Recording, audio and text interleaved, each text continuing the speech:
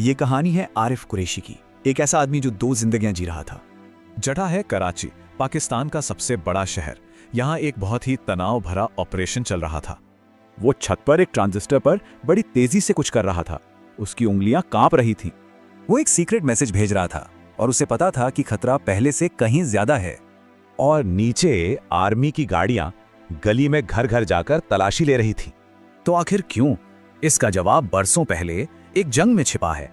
1971 की जंग ने आरिफ कुरैशी को पाकिस्तानी सेना के खिलाफ एक गहरी नफरत से भर दिया था।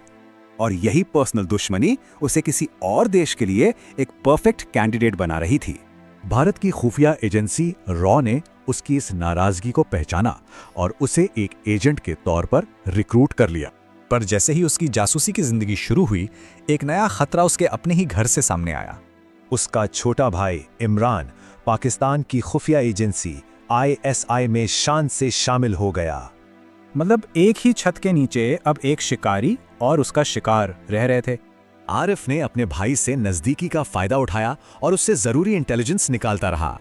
लेकिन जल्द ही ISI का काउंटर इंटेलिजेंस ऑपरेशन उस तक पहुंचने लगा था। अब आरिफ पर दोनों तरफ से दबाव था और वो एक मुश्किल फैसले के बीच फंस गया था।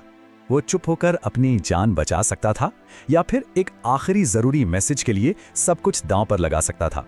उसने मिशन को चुना और पाकिस्तानी नेवी की मूवमेंट्स पर एक लास्ट रिपोर्ट भेजने का फैसला किया।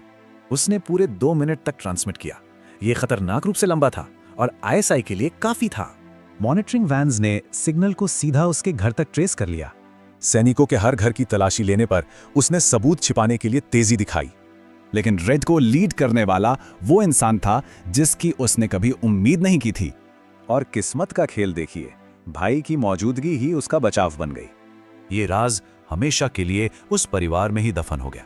आरिफ कुरैशी उन लोगों में से था जो परछाइयों से लड़ते हैं, एक ऐसा भूत जो मशीन में ही रह गया।